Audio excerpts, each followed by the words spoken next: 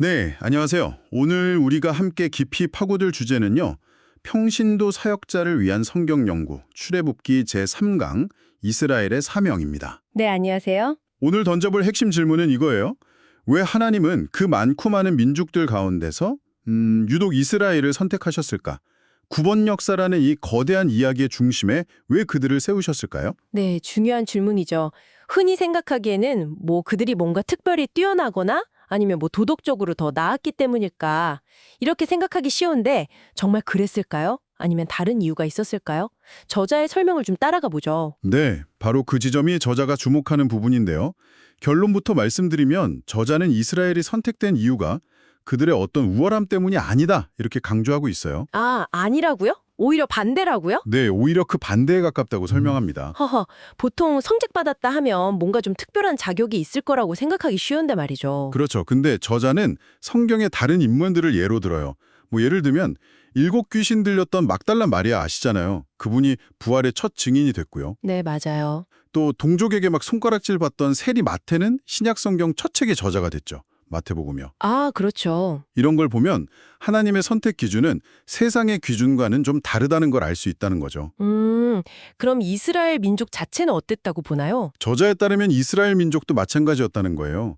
성경을 보면 가시떨기처럼 거칠다고도 하고 미가서 7장 4절 같은 데 보면요. 네네. 또 민족들의 수에 비하면 정말 작은 무리였다고 하고요. 신명기 7장 7절에요. 심지어 하나님 보시기에도 목이 곧은 백성이다. 그러니까 고집세고 좀 반항적인 그런 모습으로 그려지기도 하거든요. 이사야서 1장 4절 같은 곳에요. 아, 듣고 보니까 우리가 흔히 생각하는 뛰어나서 선택받았다 이게 아니라 오히려 그 반대라는 주장이 상당히 좀 파격적으로 들리네요. 그렇죠. 하나님께서 왜 굳이 이렇게 약하고 부족해 보이는 이들을 택하셔서 당신의 능력을 드러내시는 방식을 쓰셨을까요? 저자는 그 이유를 뭐라고 설명하나요? 네, 저자는 바로 그 이유를 파고드는데요. 근본적인 이유는 어떤 인간도 스스로의 능력이나 의로움을 자랑하지 못하게 하시려는 거다. 이렇게 설명해요. 아, 자랑하지 못하게. 네, 예레미야서 29장 23절이나 고린도전서 1장 27절에서 31절 같은 말씀을 근거로 들죠. 비유를 들자면 이런 거예요. 아주 평범하거나 심지어 좀 별로인 재료를 가지고 정말 위대한 예술 작품을 만들었다고 생각해 보세요. 네.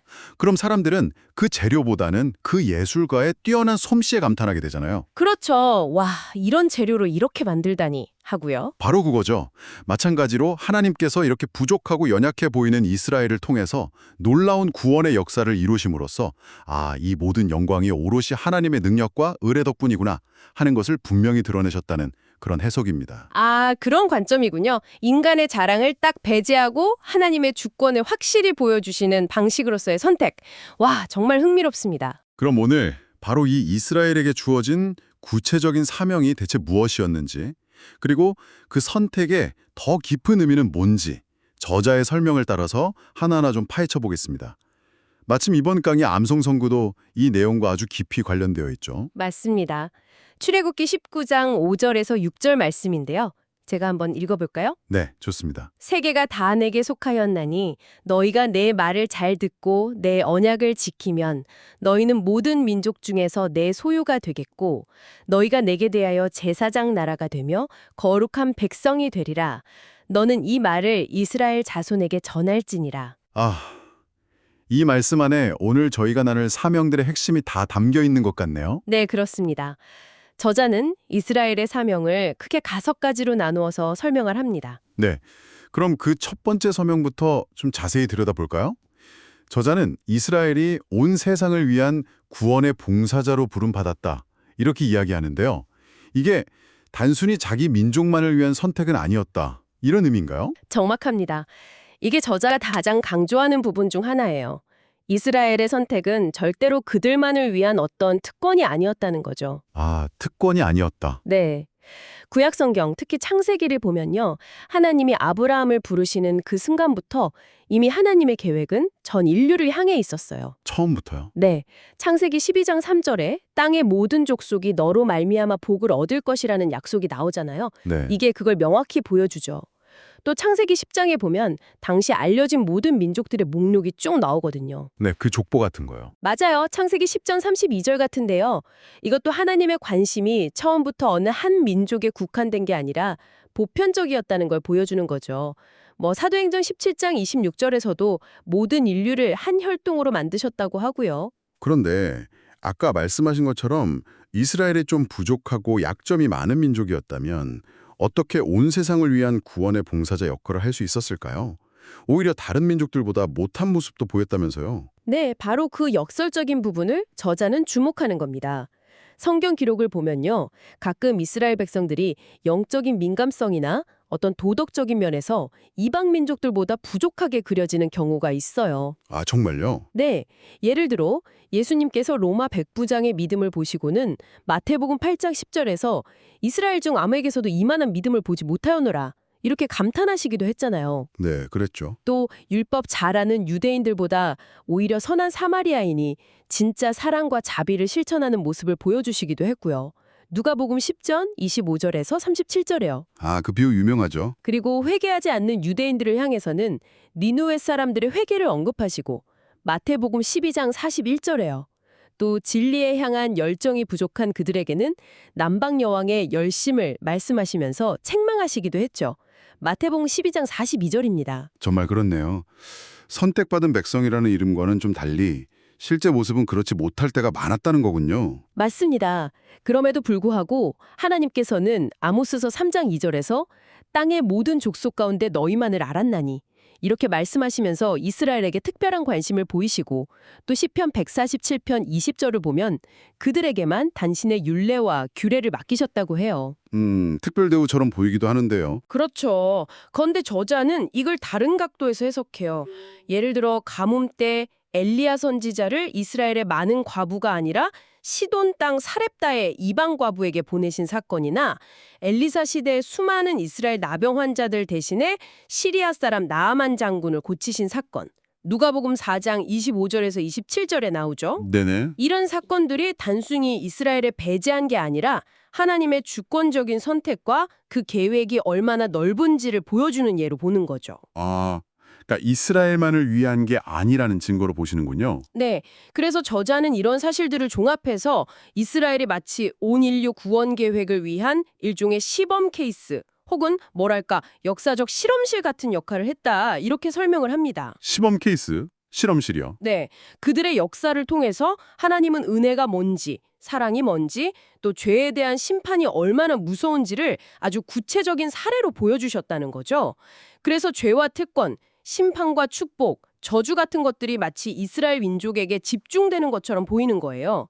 신명기 28점 64절에서 67절 같은 곳을 보면 잘 나타나죠. 아하. 하나님은 당신의 뜻대로 그들을 좀 특별하게 그리고 때로는 엄격하게 다루셨던 거죠. 아모스 3장 2절 말씀처럼요. 아하. 그러니까 구원의 봉사자라는 역할은 그들이 완벽해서가 아니라 오히려 그들의 실패와 성공, 순종과 불순종, 이 모든 과정을 통해서 하나님이 어떤 분이시고 구원이 무엇인지를 온 세상에 보여주는 일종의 역사적 교보제 같은 역할이었다. 이런 의미로군요. 바로 그렇습니다. 와, 이건 특권이라기보다는 정말 엄청난 책임이었겠네요. 맞아요. 특권을 누리기 위해서가 아니라 온 인류를 섬기기 위한 봉사자로 부름받았다. 이게 저자의 핵심 주장이고 첫 번째 사명입니다. 그렇다면 두 번째 사명은 무엇인가요? 이 구원의 봉사자 역할하고는 또 어떻게 연결이 될까요? 첫 번째 사명이 주로 행동으로 보여주는 역할이었다면 두 번째 사명은 메시지를 전달하는 역할이라고 할 수 있어요. 저자는 이걸 계시의 신탁자라고 표현합니다. 계시의 신탁자. 네, 즉 하나님의 특별한 계시, 그러니까 복음의 내용을 받아서 잘 보존하고 또 전달해야 하는 책임을 맡았다는 거죠. 하나님의 메시지를 위탁받은 자들, 이런 뜻이군요. 네, 하나님께서 아브라함 한 사람을 부르신 사건 있잖아요. 창세기 12장 1절에서 3절이요. 이게 단순히 그냥 개인적인 부르심이 아니라는 거예요. 그 부르심 안에 이미 땅의 모든 족속을 향한 하나님의 거대한 계획이 담겨 있었다는 거죠. 아, 거기서부터 이미요? 그렇죠. 내가 너로 큰 민족을 이루고 내게 복을 주어 내 이름을 창대하게 하리니 너는 복이 될지라. 라는 약속이 아브라함 개인을 넘어서 이스라엘 민족, 그리고 궁극적으로는 온 세상을 향한 약속이었다는 해석입니다. 계획이 점점 커지는 거네요. 네, 이렇게 하나님의 계획은 개인, 그러니까 아브라함에서 시작해서 한 민족, 이스라엘로, 그리고 마침내 온 세계로 확장되는 그런 구조를 가지는 거죠. 그래서 저자는 이스라엘의 역사를 그냥 단순히 한 민족의 흥망성쇠의 이야기로만 보면 안 된다, 이렇게 강조해요. 그럼 어떻게 봐야 할까요? 구원사, 영어로는 Salvation History라는 틀로 이해해야 한다고 말합니다. 구원사요? 네, 즉 세계 역사 속에서 하나님께서 자신의 구원 계획을 구체적으로 펼쳐나가시는 어떤 특별한 역사, 그런 관점으로 보는 거죠. 하나님이 역사의 주관자이심을 보여주는 역사다, 이겁니다. 아, 구원사라는 개념 흥미롭네요. 그럼 우리가 아는 일반 세계사랑 이 구원사는 어떻게 다른 건가요? 완전히 별개의 역사인가요? 저자는 그렇게 보진 않아요. 일반 역사 속에서 하나님은 잘 보이지 않게 뭐랄까 섭리 가운데서 일하시지만 이 구원사 안에서는 하나님께서 자신을 직접 드러내시고 말씀하시고 행동하신다는 차이가 있다는 거죠. 아, 직접적으로 개입하시는군요. 모세에게 나타나신 것처럼요? 네, 그렇죠. 선지자들을 통해 말씀하신 것처럼. 하지만 이 둘이 완전히 분리된 건 아니고 거대한 세계사라는 무대 위에서 이 구원사가 마치 하나님께서 연출하시는 중심 줄거리처럼 진행된다, 이렇게 설명합니다. 결국 모두 하나님의 주권 아래에 있는 하나의 역사라는 거죠. 그렇군요. 바로 이 지점에서 이스라엘의 신탁자로서의 역결이 중요해지는 겁니다. 그들은 하나님의 특별한 계시, 즉 구원에 대한 약속, 율법, 그리고 예언의 말씀들을 직접 받는 수신자였던 거죠. 받는 역할. 네, 동시에 그걸 기록하고 보존하고 또 다음 세대와 온 세상에 전달해야 하는 전달자의 사명까지 가졌던 겁니다. 우리가 지금 보고 있는 구약 성경 자체가 바로 그 증거라고 할 수 있겠죠. 아, 하나님의 말씀을 받고 전하는 통로 역할, 이것이 두 번째 사명이군요. 그럼 이 계시의 핵심 내용은 뭐였을까요? 이게 세 번째 사명이랑 연결될 것 같은데요. 정확합니다. 이스라엘이 받은 계시의 핵심 중의 핵심은 바로 메시아, 즉 구세주에 대한 약속이었습니다. 이게 바로 저자가 말하는 세 번째 사명, 구세주의 통로가 되는 역할입니다. 구세주의 통로. 네, 인류를 구원할 메시아가 바로 이 이스라엘 민족을 통해서 오시게 될 것이다 라는 예언이죠. 아, 그러니까 구체적으로 메시아가 오시는 그 혈통적인 통로가 되었다. 이런 의미군요. 네, 저자는 이 약속이 얼마나 점진적이고 또 구체적으로 주어졌는지를 성경을 통해 쭉 추적합니다. 인류 타락 직후에 하나님께서 아담과 하와에게 좀 막연하게나마 여인의 후손을 통해서 구원이 올 것이다, 이렇게 약속하셨잖아요. 창세기 3장 15절에요. 이게 구원의 첫 씨앗이었죠. 네, 첫 복음이라고도 하죠. 맞아요. 그리고 시간이 흐르면서 이 약속이 점점 더 좁혀지고 명확해져요. 노아의 세 아들 중에서는 인류의 주요 인종 그룹으로 볼 때 황인종 계열인 셈의 후손을 통해서 온다고 하고요. 창세기 9장 26절에요. 샘족이요? 네, 그 셈의 후손 중에서도 아브라함과 그의 자손, 즉 이스라엘 민족을 통해서 온다고 하고, 이게 창세기 12장 1절에서 3절이죠. 그리고 이스라엘의 12지파 중에서는 유다 지파를 통해서 창세기 49장 9절에서 10절 말씀이고요. 점점 구체화되네요. 그렇죠. 유다 지파 내에서도 다윗의 가문을 통해서 온다고 하고, 사무엘하 7장 12절에서 13절이요. 다윗 가문 중에서는 요셉이라는 한 평범한 목수의 가정을 통해서 마태복음 1장 20절에요. 그리고 마침내 마리아라는 한 여인의 몸을 통해서 메시아가 탄생하시게 되죠. 누가복음 1장 26절에서 33절 말씀입니다. 와, 정말 점진적이네요. 창세기부터 신약까지 이게 수천 년에 걸쳐서 구세주가 오실 길이 이렇게 구체적으로 예비되었다는 게 참 놀랍습니다. 그렇죠. 그리고 마침내 때가 차니까 하나님께서 약속대로 아들을 보내셨고 그는 정확히 여자의 후손으로 오셨습니다. 갈라디아서 4장 4절 말씀이죠. 그런데 참 안타까운 건 요한복음 1장 10절에서 11절이 지적하듯이 예수님께서 자기 땅, 그러니까 그 약속의 통로였던 이스라엘에 오셨는데 정작 많은 이들이 그분을 알아보지 못하고 영접하지 않았다는 거죠. 아, 안타까운 현실이죠. 저자는 여기서 아브라함의 중요성을 또 다시 한번 강조해요. 아브라함은 단순히 믿음으로 의롭다함을 받은 첫 모델일 뿐만 아니라 로마서 4장 11절에도 나오죠. 육신적으로도 예수 그리스도의 직계 조상이 된 거잖아요. 마태복음 1장 1절에요. 네, 그렇죠. 족보에 나오죠. 아브라함이 받은 언약들, 예를 들면 할례 언약 같은 것들, 창세기 17장에 나오는데 이런 것들이 다 오실 메시아를 미리 보여주는 중요한 그림자들이었다. 이렇게 설명합니다. 그렇다면 아브라함부터 시작된 이스라엘의 전체 역사가 결국은 예수 그리스도 한 분을 이 땅에 보내시기 위한 아주 거대한 준비 과정이었다. 이렇게 볼 수도 있겠군요. 네, 저자는 바로 그렇게 해석합니다. 아브라함, 이삭, 야곱으로 이어지는 그 족장들의 이야기, 그리고 이스라엘 민족 전체의 역사는 그냥 한 민족의 오르락내리락하는 그런 이야기가 아니라 온 인류를 구원할 메시아를 기다리고 준비하는 역사의 중심 줄기였다는 거예요. 역사의 핵심 줄기. 네. 예수님께서 요한복음 8장 58절에서 아브라함이 나기 전부터 내가 있느니라 이렇게 말씀하신 것도 이런 맥락에서 이해할 수 있다는 거죠. 하나님께서 아브라함에게 땅과 후손을 계속 약속하신 것들, 창세기 여러 곳에 나오잖아요. 13장, 15장, 17장 등등. 이것도 다 궁극적으로는 메시아를 보내시기 위한 하나님의 큰 그림의 일부였다. 이런 해석입니다. 갈라디아서 3장 16절 말씀처럼 그 약속들이 결국 한 후손, 즉 그리스도를 가리키고 있었다. 이렇게 보는 거죠. 와, 구원의 봉사자, 계시의 신탁자, 그리고 구세주의 통로. 이 세 가지 사명만으로도 이스라엘의 역할이 정말 막중했네요. 그럼 네 번째 사명은 뭔가요? 이건 아까 우리가 읽었던 암송구절, 출애굽기 19장 6절에 직접적으로 명시된 역할이기도 하죠. 너희가 내게 대하여 제사장 나라가 되며. 제사장 나라. 예배와 관련된 역할이라는 건 알겠는데 이게 구체적으로 어떤 의미를 가질까요? 저자는 먼저 하나님께서 인간을 창조하신 근본 목적부터 이야기를 시작해요.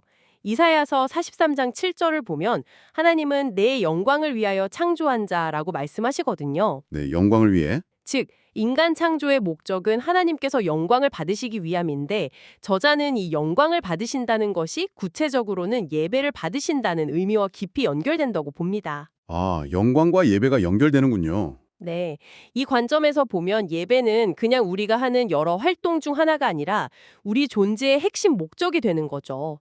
흥미로운 점은 아브라함의 삶에서도 이게 딱 드러난다는 거예요. 그가 하나님의 부르심 받고 하란을 떠나서 가나안 땅 세겜에 도착했을 때 가장 먼저 한 일이 뭐였죠? 아, 제단을 쌓았죠. 맞아요. 하나님께 제단을 쌓은 것, 즉 예배를 드린 거였어요. 창세기 12장 7절에요. 그러고 보니 그러네요. 아직 뭐 율법도 없고 선전도 없고 제사장 제도도 없던 그 시절인데 아브라함은 가는 곳마다 제단을 쌓고 예배를 드렸네요. 맞습니다. 저자는 바로 이 점을 강조하면서 어떤 제도 이전에 이미 예배의 본질이 있었다는 걸 보여준다고 말해요. 이후에 이스라엘 백성이 애굽에서 탈출할 때 모세가 바로에게 요구했던 것도 그거였잖아요. 출애굽기 5장 1절에 보면 우리 하나님 여호와께 제사를 드릴 것인즉 즉 광야에 나가서 하나님께 예배드리게 해달라 이거였죠. 네, 예배 드리러 간다고 했죠. 개인의 예배를 넘어서 공동체적인 예배를 향한 열망이었던 거죠. 그리고 마침내 홍해를 건너서 시내산에 도착했을 때 하나님께서는 그들에게 십계명을 포함한 율법을 주시고 네, 율법 수여. 또 당신께서 그들 가운데 거하시면서 예배를 받으실 처소, 바로 성막을 짓게 하셨죠. 출애굽기 25장 9절에요. 그리고 그 예배를 전문적으로 집례할 아론과 그의 아들들을 제사장으로 세우셨고요. 출애굽기 28장 1절 말씀이죠. 성막과 제사장 제도.